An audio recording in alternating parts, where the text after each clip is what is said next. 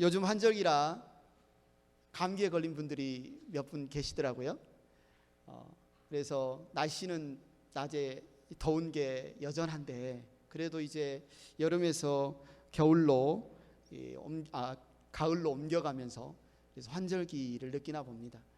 여러분, 감기에 왜 우리가 걸리죠?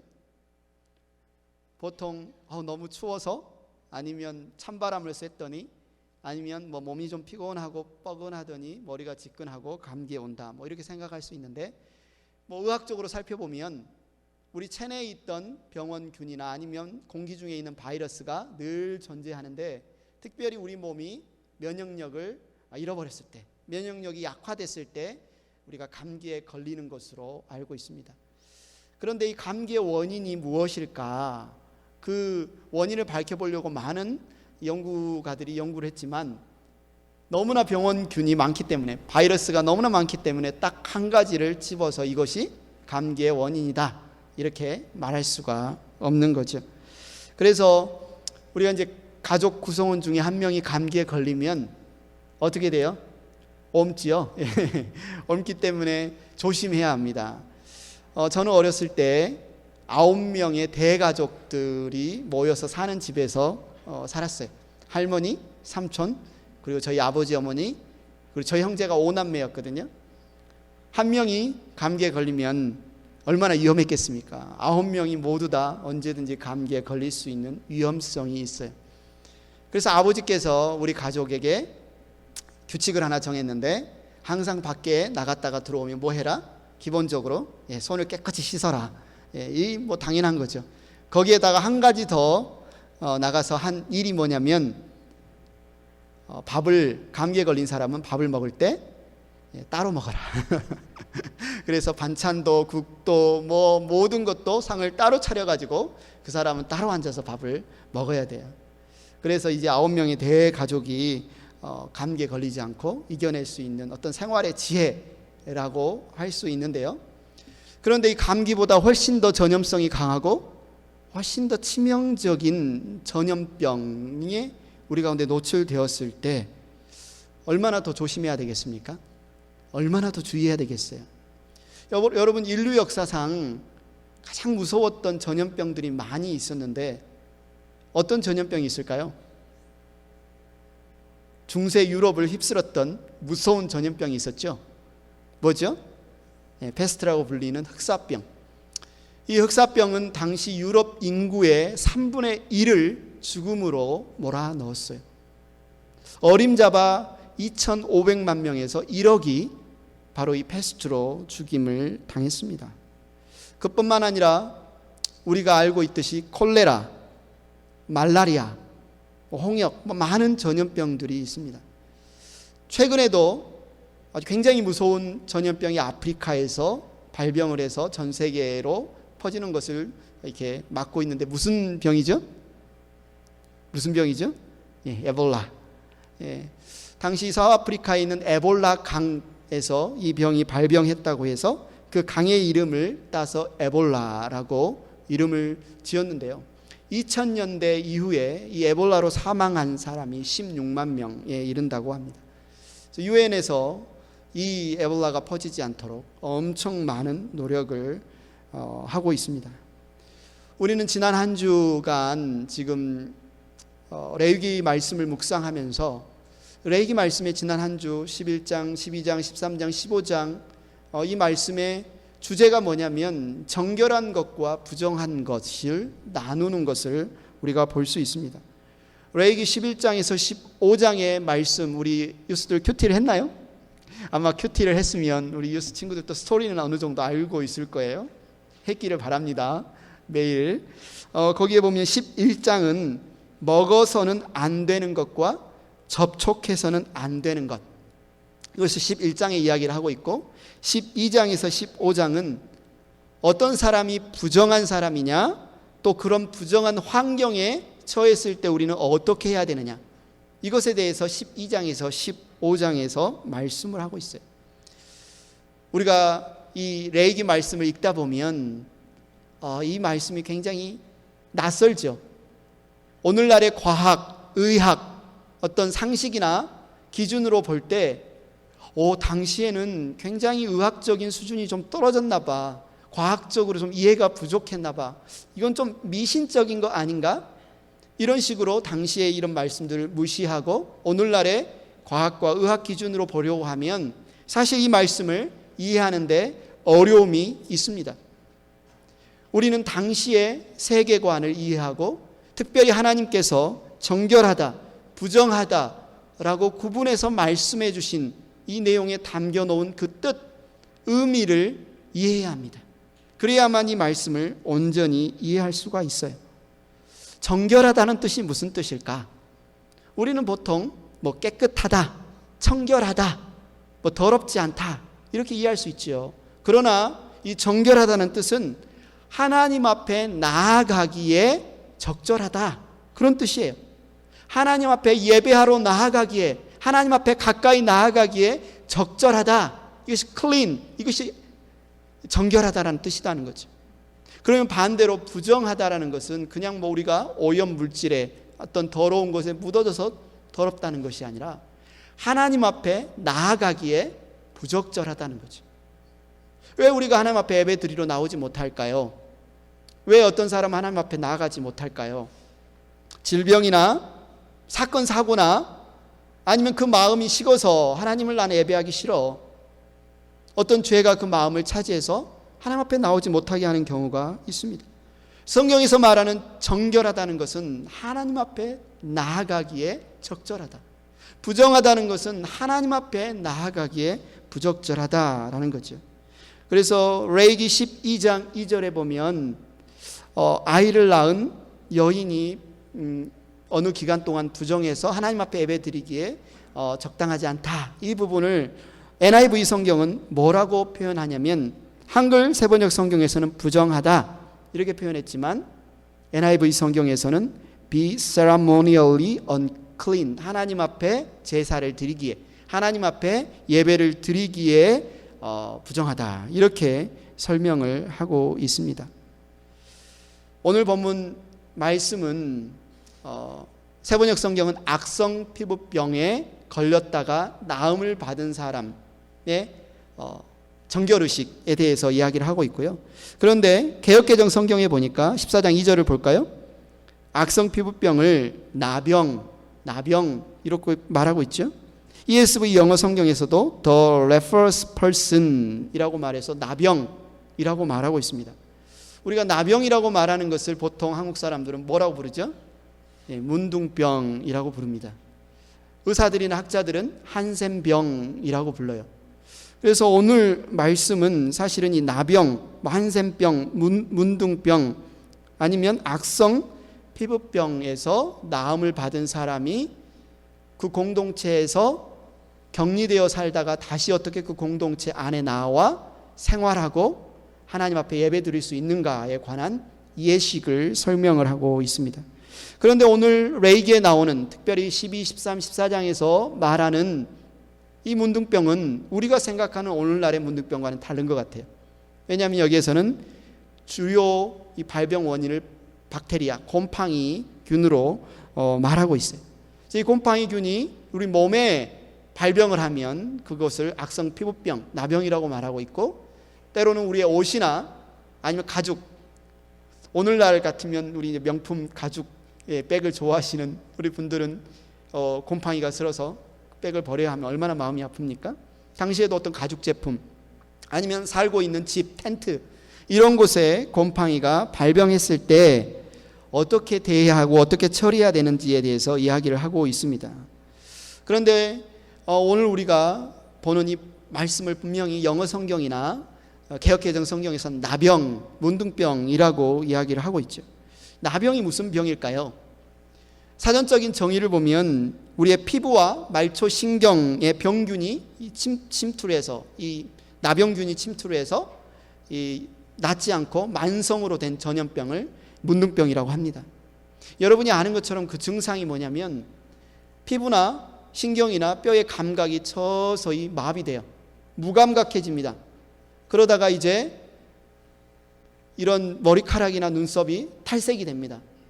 그리고 나서 오는 증상이 코가 녹아 들어가고 귀가 녹아 들어가고 손가락 마디가 썩고 문드러져서 고통을 못 느끼지만 어느 순간 보면 손가락이 하나 떨어져 가고 발가락이 하나 사라진 그런 질병, 그러다가 결국은 죽게 되는 질병이 바로 이 나병입니다.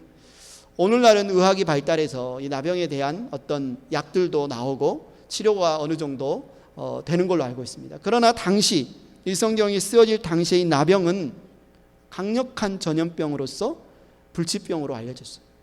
그래서 레위기 13장 45절 46절에 보면 공동체 가운데 우리 이웃 가운데 누군가가 나병에 걸리면 어떻게 해야 되는지 이렇게 기록하고 있습니다. 45절입니다. 악성 피부병에 걸린 사람은 입은 옷을 찢고 머리를 풀어야 한다. 그는 자기 코 및 수염을 가리고 부정하다, 부정하다 하고 외쳐야 한다. 사이렌을 울리라는 거죠. 나는 문둥병자다. 나는 나병 환자다. 내 곁으로 오지 마라. 이런 알람, 사이렌을 울리라고 말하고 있어요. 그뿐만 아니라 46절에 보니까 병에 걸려 있는 한 부정한 상태에 머물러 있게 되므로 그는 부정하다. 그는 진 바깥에서 혼자 따로 살아야 한다.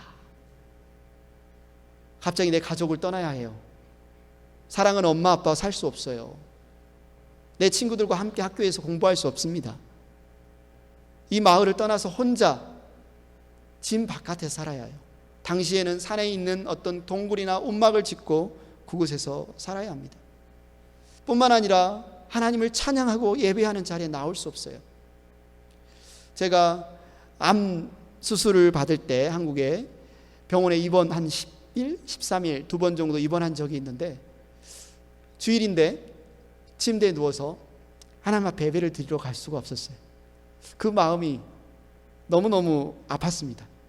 이곳에서 우리가 함께 드리던 예배 현장도 생각이 나고 내 몸이 아프고 힘드니까 하나님을 예배할 수도 없고 사랑하는 이들과 만날 수도 없는 그 고통, 그 아픔, 여러분 어떨 것 같습니까? 유스 친구들, 여러분이 가족과 함께 살 수 없다면, 여러분의 학교에서, 여러분의 집에서, 이 사회에서 특별히 격리돼서 혼자 따로 추방돼서 살아야 한다면 여러분 어떨 것 같아요? 얼마나 고통스러울까요? 오늘 말씀해 보면 이 나병을 곰팡이 균으로 발생한 질병과 같이 묶어서 설명을 하고 있는데 왜 같이 설명하고 있을까요? 곰팡이균에 의해서 발병하는 이 질병들, 특히 몸에서 발생하는 질병뿐만 아니라 옷이나 가죽이나 특별히 이 집에 발생하는 곰팡이들은 왜 발생하죠?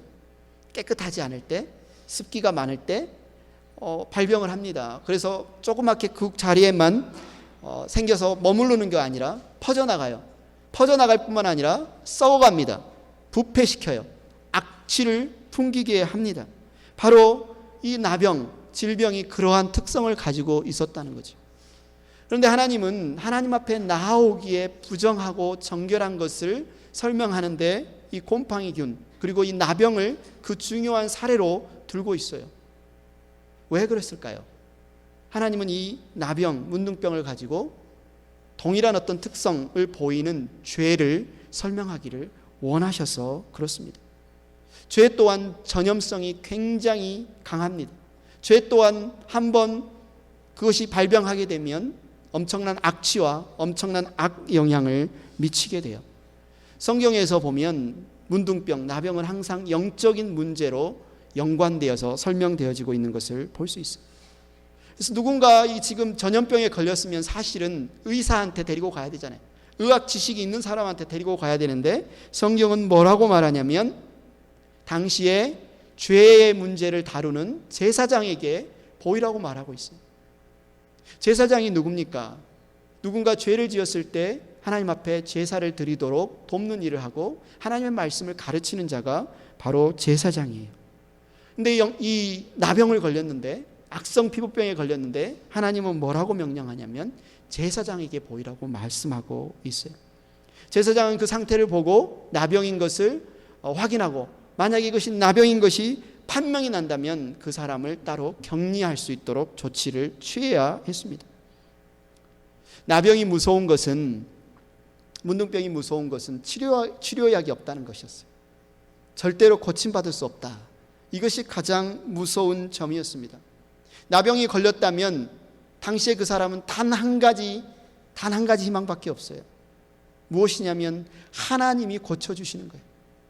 하나님이 낫게 해주시는 거예요. 하나님이 치료해 주시지 않으면 이 사람은 절대로 나을 수가 없었습니다. 이 사람은 그래서 누구만을 바라보고 있습니까? 하나님만을 바라보는 거예요. 하나님의 은혜만을 바라보는 겁니다. 그런데 바로 이 죄가 이 나병의 특성과 동일하다는 거예요. 죄는 인간이 절대 스스로의 힘으로 해결할 수가 없습니다.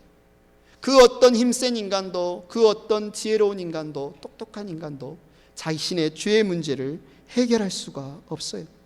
오직 하나님만이 죄의 문제를 해결해 줄 수 있습니다. 하나님의 은혜만이 죄에서 우리를 낫게 하실 수가 있어요. 그래서 어떤 한 나병 환자가 만약에 그 나병에서 고침을 받았다면 그는 당연히 하나님이 고쳐주신 것이다. 이것은 하나님의 은혜를 받은 증거다. 이 사실을 고백할 수밖에 없는 거죠. 오늘 나병에서 고침을 받은 환자의 정결애식이 나오는데 하나님은 이 정결애식을 통해서 인간은 도저히 해결할 수 없는 이 자신의 질병을 하나님이 고쳐주셨다. 그 사실을 보여주시는 거예요. 뿐만 아니라 우리 안에 영원한 영적인 불치병, 우리의 삶에 악영향을 미치는 이 죄의 문제에서 우리가 어떻게 나음을 입을 수 있는지 이 정결의식 속에서 우리에게 중요한 힌트를 가르쳐주고 있어요. 이 환자는 어떻게 불치병에서 내가 나았을까 도무지 알지 못했지만 본인이 오늘 레이기에 나와 있는 이 정결의식을 거행하면서 깨닫게 되는 거예요. 내가 이렇게 나음을 입었구나. 내가 나은 이유가 여기에 있구나. 그 사실을 알게 되는 거죠. 결론은 인간의 힘으로는 할 수 없었지만 하나님이 은혜를 베푸셨구나. 하나님이 낫게 해주셨구나. 이 사실을 깨닫게 하는 것이 오늘 우리가 읽은 정결의식의 목표입니다. 살펴볼까요? 조금 자세하게 설명이 되어 있지만 간단하게 설명을 해볼게요. 나병에 걸린 환자를 제사장이 진 밖으로 나가서 진단을 합니다. 정기적으로 진단을 했겠죠. 아니면 자기가 좀 괜찮아졌으면 제사장을 불렀을 수 있어요. 제사장이 진단을 골고루 했는데 이 사람이 괜찮아진 것을 확진을 하면 사람들을 시켜서 이제 준비를 하는데 그 준비물이 무엇이냐면 살아있는 깨끗한 정한 2마리의 새를 준비해요. 그리고 나서 백향목 가지 하나, 그리고 붉은색 털실 한 뭉치, 우슬초 한 포기를 가지고 오게 합니다. 2마리의 새 중에 1마리를 죽여서 질그릇, 오지 그릇에 생수를 붓고 그 피를 그곳에 담아서 함께 섞습니다. 그리고 백향목 가지와 털실과 우슬초 한 포기와 살아있는 다른 새를 같이 그 생수에 피와 생수가 담겨있는 그 피를 찍습니다. 그리고 나서 이 환자를 통해서 7번 뿌려요. 그 피를 그 환자를 향해서 뿌립니다. 그리고 나서 이렇게 선언하는 거죠. 당신은 이제 나병이 나았고 정결하게 되었습니다. 정하게 되었습니다. 이렇게 외치는 겁니다. 그리고 나서 피가 묻었던 이 살아있는 새를 어떻게 해요? 하늘을 향해, 들판을 향해 날려보냅니다. 새는 잡혔었는데, 다른 새는 죽었는데 이 새는 살아나요. 그런데 이 새는 그냥 살아난 게 아니라 온몸에 뭘로 적셔져 있어요? 다른 새의 피로 적셔져 있어요. 이 새가 살아난 이유는 다른 새의 피 때문이에요. 뿐만 아니라 이 문둥병 환자가 낫게 된 이유는, 깨끗하게 된 이유는 이 정한 새가 죽었기 때문이에요. 정한 새의 피값으로 이 다른 1마리의 새도 자유를 얻었고 이 문둥병 환자도 낫게 된 겁니다. 정결한 새는 무슨 뜻일까요? 정한 새를 준비하라고 했는데 이 정한 새라는 것은 깨끗하고 정결하고 흠이 없는 새, 다른 말로 죄가 없는 새를 의미하고 있습니다. 상징하고 있습니다. 이것은 바로 흠이 없으신, 죄가 없으신 우리 주 예수님을 상징하고 있습니다. 예수님은 죄가 없으신 분인데, 예수님은 흠이 없으신 분인데 어떻게 되셨나요? 영적인 나병 환자들, 영적인 나병과 같은 죄인들에 의해서 예수님은 십자가에 못 박히셨고 십자가에서 자신의 모든 피를 쏟아내셨습니다. 그런데 그 피를 보고 믿는 자들은 영적인 나병인 죄에서 깨끗함을 얻었습니다. 이것이 성경이 우리에게 보여주는 십자가의 복음이고 우리에게 기쁜 소식인데, 오늘 정결의 시기에 바로 이 십자가의 복음을 하나님께서 그림으로 담아 놓으신 거예요. 첫 번째, 피를 흘려 죽은 새는 무엇을 상징합니까? 십자가에서 죽으신 예수님을 상징합니다. 그러면 온 피를 뒤집어 쓰고 들판을 향해, 하늘을 향해 날아간 그 새는 무엇을 상징합니까? 죽음을 이기시고 부활하신 우리 주 예수 그리스도를 상징합니다. 우리 주님은 우리를 위해 피를 흘리셨어요. 그렇기 때문에 우리가 나았습니다. 그렇기 때문에 우리가 깨끗하게 되었어요. 예수님은 죽으셨을 뿐만 아니라 죽음을 이기시고 부활하셨어요. 그리고 우리에게 성령을 부어주셨어요. 그랬기 때문에 우리는 자유롭게 하늘을 날게 되었습니다. 우리는 새로운 피조물이 되어서 새로운 삶을, 새로운 생명을 누릴 수 있게 되었어요. 이 사실에 대해서 이사야 예언자는 53장 4절에서 6절에 이렇게 말씀하고 있습니다. 우리 유스 친구들이 먼저 영어로 한번 읽어볼까요? 3절이니까 한 목소리로 한번 읽어주세요. 시작.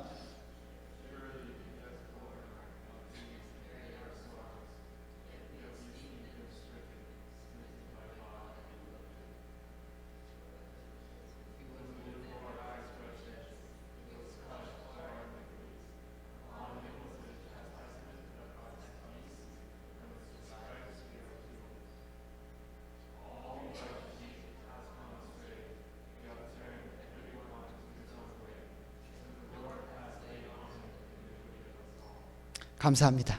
우리가 이제 한글로 다시 한번 읽어보겠습니다. 중요한 말씀이니까요. 같이 읽겠습니다. 시작. 그는 실로 우리가 받아야 할 고통을 대신 받고 우리가 겪어야 할 슬픔을 대신 겪었다. 그러나 우리는 그가 징벌을 받아서 하나님에게 맞으며 고난을 받는다고 생각하였다. 그러나 그가 찔린 것은 우리의 허물 때문이고 그가 상처를 받은 것은 우리의 악함 때문이다. 그가 징계를 받음으로써 우리가 평화를 누리고 그가 매를 맞음으로써 우리가 병이 나았다. 우리는 모두 양처럼 길을 잃고 각기 제 갈 길로 흩어졌으나 주님께서 우리의 모두 죄악을 그에게 지우셨다. 이사야 예언자는 분명하게 말합니다.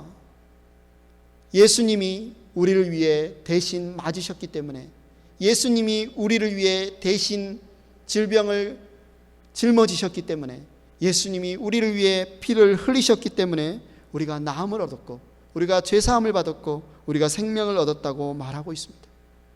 오늘 읽었던 이 나병 환자에 관한 이 이야기의 스토리를 이 예수님께 적용하면 예수님이 나의 나병을 짊어지심으로 내 나병이 나았어요. 예수님이 나의 영적인 나병인 죄를 짊어지심으로 내가 죄에서 용서받았다. 이 사실을 알려주시기 위해서 오늘 레이기 말씀의 이 정결의식을 우리에게 보여주는 거죠. 예수님의 십자가와 예수님의 부활을 우리에게 알려주기를 원합니다. 그 이후에 어떤 절차가 있어요? 이제 제사장은 문둥병에서 나음을 입고 정결함을 입은 사람에게 3가지를 명령하죠. 입은 옷을 깨끗이 빨아라. 그리고 몸에 있는 모든 털을 깨끗이 밀어라. 머리카락, 수염, 눈썹까지 다. 그리고 나서 물로 몸을 깨끗이 씻어라. 이렇게 말합니다. 어떤 의미가 담겨 있을까요? 하나님이 깨끗하게 해주셨으니 그 깨끗함을, 정결함을 유지하라는 의미가 담겨 있을 거고, 네가 나음을 얻은 것은 나의 의로움이나 나의 노력이 아니라 오로지 하나님의 은혜인 것을 깨닫게 하시려고 이 명령을 하셨을 겁니다. 그러나 이제 진 밖에서 진 안으로, 진이 캠프거든요. 이스라엘 백성들이 살던 캠프촌 안으로, 집 안으로, 이게 집이 있는 곳으로 불러왔지만 자기가 살던 집으로 바로 들어갈 수 없었어요. 7일간을 집 밖에서 다시 머물러야 했습니다. 7일 동안 아는 사람을 만나도 안 돼요. 7일 동안 가고 싶은 곳을 가도 안 되고 어떤 일을 해도 안 됩니다. 7일이 지나면 다시 처음 했던 것처럼 몸에 있는 털을 밀고 옷을 빨고 몸을 깨끗하게 씻습니다. 그러고 나서 하나님께 제사를 드리는데 속건제와 속죄제와 번제와 소제를 드렸어요. 그리고 8번째 날에 이 제사를 드리면서 하나님 앞에 나아가는 거예요. 8째 날의 의미가 무엇일까요? 예수님이 안식일 다음 첫날에 죽으시고 부활하신 날, 그날을 우리는 오늘로 섬기고 예배로 드리고 있습니다. 주일로 정해서 예배를 드리고 있습니다. 바로 안식 후 첫날 주님이 부활하신 날, 이 나병 환자, 죄로 인해서 죽어가던, 질병으로 해서 죽어가던 희망이 없던 이 사람은 여덟째 날, 오늘 우리가 드리는 예배 드리는 이 날, 새 사람이 되어서 이제 하나님 앞에 나아가 예배를 드릴 수 있게 되었어요. 하나님 앞에 나아가 제사를 드릴 수 있게 되었어요. 저와 여러분 어떻습니까? 우리 또한 나병 환자였습니다. 우리 또한 영적인 나병 환자였어요. 사진을 보십시오. 이 그림을 보십시오. 이 그림은 바로 아담과 하와가 하나님 앞에 범죄하고 에덴 동산에서 쫓겨나는 장면을 그린 그림입니다. 인간은 죄 때문에 하나님으로부터 쫓겨나게 되었습니다. 하나님과 함께 살 수 없게 되었어요.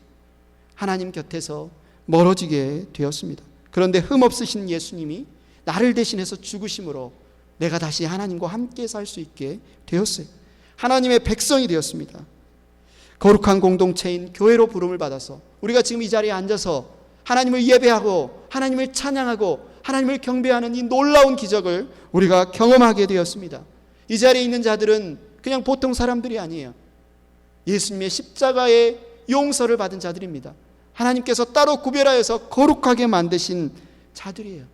구약의 오늘 이야기로 말하면 핏부림을 받고 정하다는 선언을 받고 모든 털을 밀고 옷을 빨아입고 온몸을 목욕하고 지금 하나님 앞에 제사 드리는 이 환자와 같은 하나님의 은혜로 우리는 지금 이 자리에 서 있습니다. 이 자리에 우리가 모여서 무엇을 자랑해야 되겠습니까? 우리의 의, 우리의 자랑, 우리의 욕심을 자랑해야 되겠습니까? 우리는 오직 예수 그리스도의 십자가밖에 자랑할 수 없습니다. 그리고 날마다 우리 주 예수 그리스도의 보혈의 샘에 나아가 깨끗하게 씻어야 합니다. 오늘 이 명령을 들은 이스라엘 백성들은 끊임없이 더러움과 싸워야 했는데 그들을 유혹하는 출애굽 이후의 광야의 이 백성, 이스라엘 백성에게 있어서 더러움이란 어떤 더러움이었을까요? 우리가 가스펠 프로젝트를 통해서 공부를 하고 있지만 이들은 이집트의 노예 생활에서 구원받았지만 그들의 마음속에는 다시 또 이집트를 그리워하는 마음이 있어요. 목이 마르면 이집트를 그리워해요. 배가 고프면 이집트를 그리워해요. 조금이라도 걷는 길이 힘들면 또 이집트를 그리워해요. 그곳은 하나님이 죄와 죽음의 땅이어서 그들을 건져낸 곳이었음에도 불구하고 이스라엘 백성들은 끊임없이 그곳 내가 다시 이집트로 돌아가서 노예 생활이라도 좋으니 그냥 편하게 사는 게 좋을 텐데 끊임없이 하나님을 원망하며 모세를 원망하며 이집트를 그리워하는 것을 성경은 그들의 더러움이라고 표현하고 있습니다. 이것을 신약 성경에서 바울은 이 땅의 육체의 일, 이 땅에 속한 지체의 일, 그 일이라고 표현하고 있습니다. 골로새서 3장 5절을 이렇게 같이 읽겠습니다. 시작. 그러므로 땅에 속한 지체의 일들 곧 음행과 더러움과 정욕과 악한 욕망과 탐욕을 죽이십시오. 탐욕은 우상 숭배입니다. 우리는 이제 죄에서 용서받은 자, 하나님의 나라를 살아가는 백성으로서 이 땅에 속한 자들이 아닙니다. 우리는 하나님 나라에 속한 자들이에요. 그러나 이 땅의 지체에 속한 이 욕망과 욕심과 더러움에 매여 사는 자들을 사도 바울은 그리스도의 십자가의 원수로 행하는 자라고 표현하고 있습니다. 빌립보서 3장 18절에 말하죠. 내가 여러분에게 여러 번 말하였고 지금도 눈물을 흘리면서 말하지만 그리스도의 십자가의 원수로 살아가는 사람이 많이 있습니다. 그리스도의 십자가로 원수로 살아간다. 땅의 일에 속하여 살아간다. 그것을 성경은 우리 육신의 욕망, 우리 육체의 욕망, 그것에 매여 살아가는 것을 그렇게 표현하고 있어요. 우리는 이미 예수 그리스도 안에 속한 자들인데, 성령으로 거듭난 자들인데 우리 안에 있는 육체의 욕망을 계속해서 방치하고 육체의 욕망에 매여 살다 보면 우리의 성도의 정체성을 잃어버리고 우리의 영은 마비되어지고 그리스도의 죽으심을 욕되게 하고 하나님의 나라를 살아가는 자들이 하나님 나라의 가치관, 하나님 나라의 법을 따라 사는 것이 아니라 이 땅의 가치관, 이 땅의 법을 따라 사는 어리석은 삶을 살게 된다는 말씀입니다. 그래서 예수님께서 말씀하시죠. 우리는 무엇을 먹고 살아야 하느냐? 마태복음 4장 4절 같이 읽겠습니다. 시작. 사람이 빵으로만 살 것이 아니라 하나님의 입에서 나오는 모든 말씀으로 살 것이다. 아멘. 예수님은 이 땅에 오셔서 말씀으로 오셔서 우리에게 말씀하실 뿐만 아니라 말씀이 되신 예수님이 하신 중요한 사역 중에 하나가 바로 문둥병자를 고치시는 일을 하셨어요. 나병 환자를 고치시는 일을 하셨어요. 산에 오르셔서 산에서 산상수훈을 가르치시고 나셔서 제자들과 함께 내려오셔서 처음으로 하신 일이 바로 문둥병자를 고치시는 일을 하셨어요. 마태복음 8장 1절에서 4절에 이렇게 나와 있습니다. 예수께서 산에서 내려오시니 많은 무리가 그를 따라왔다. 나병 환자 한 사람이 예수께 다가와 그에게 절하면서 주님, 하고자 하시면 나를 깨끗하게 해주실 수 있습니다. 예수께서 손을 내밀어서 그에게 대시고 그렇게 해주마, 깨끗하게 되어라 하고 말씀하시니 곧 그의 나병이 나았다. 예수께서 그에게 말씀하시기를 아무에게 아무 말도 하지 말아라. 가서 제사장에게 내 몸을 보이고 모세가 명한 예물을 바쳐서 사람들에게 증거로 삼도록 하여라 하셨다. 예수님께서는 유대인 나병 환자를 고쳐주셨어요. 그런데 그뿐만이 아니에요. 누가복음 17장 11절 19절에 보면 예수님은 이방인 나병 환자들도 고쳐주신 것을 볼 수 있습니다. 누가복음 17장 11절 19절 저와 여러분이 한 절씩 교독하겠습니다. 예수께서 예루살렘으로 가시는 길에 사마리아와 갈릴리 사이로 지나가시게 되었다.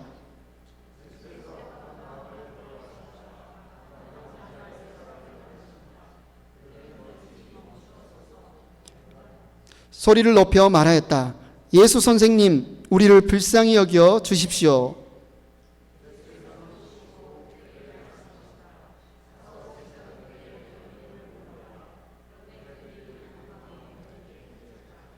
그런데 그들 가운데 한 사람은 자기의 병이 나은 것을 보고 큰 소리로 하나님께 영광을 돌리면서 되돌아와서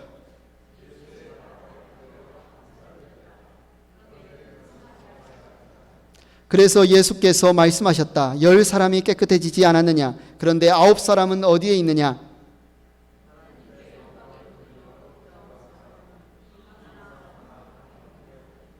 그런 다음에 그에게 말씀하셨다. 일어나서 가거라. 내 믿음이 너를 구원하였다. 아멘. 9명은 어디에 갔을까요? 10명이 나왔는데 한 명만 예수님께 와서 영광을 돌리고 감사를 전했어요. 나머지 9명은 어디에 갔을까요?